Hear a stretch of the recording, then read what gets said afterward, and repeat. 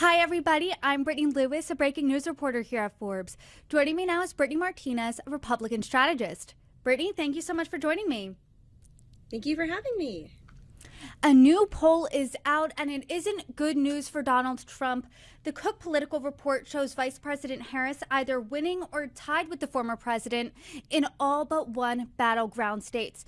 And obviously, this is a big shift in the election, tied from 3 weeks ago when Donald Trump was dominating Joe Biden. So what are your thoughts? Yeah, no, I think that's a great point that you bring up because you're right. We're kind of flip-flop now. When it was Biden versus Trump, I think Trump was up in all but two states at some point towards the end there, and now we see the opposite happening. And anyone you speak to will tell you the only poll that matters is the one on election day. Of course, that's true. When you're 2.5 months out, it's probably not a great feeling and place to be for the Trump campaign. And so I'm sure that they are trying to figure out how do we reassess the situation and move forward. And I mean, that's pretty evident. They're bringing in some of the old campaign folks, Corey Lewandowski, for one, in addition to some other ones. And so I think they're trying to figure out how do we redo what we've done in the past. And I think that's a signal that they're bringing other folks back in. I am curious because, as you said, there is this flip-flop where Trump and Republicans seem to be on offense just a month ago, and now it's almost defense.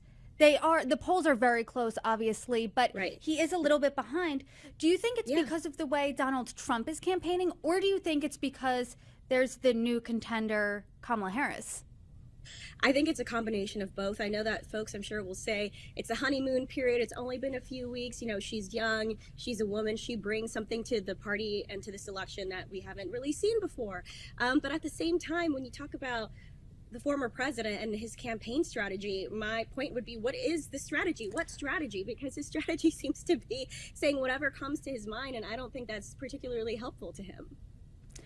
That was my next question. I mean, what is the strategy? Because ever since, if we remember 3 weeks ago, which does seem like a lifetime ago, it was the RNC, and there was this air of enthusiasm in the Republican Party.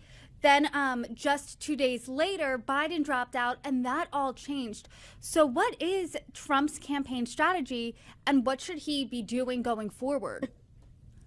I wish I could tell you. I'm sure they don't really know either. And I am a political operative, right? So I've been the one behind the scenes working with folks. And so I've definitely been in a position where I try to give my boss the best advice, and he or she, that principal, decides to move forward their own way because they are the boss. So I think that's probably a lot of what's going on.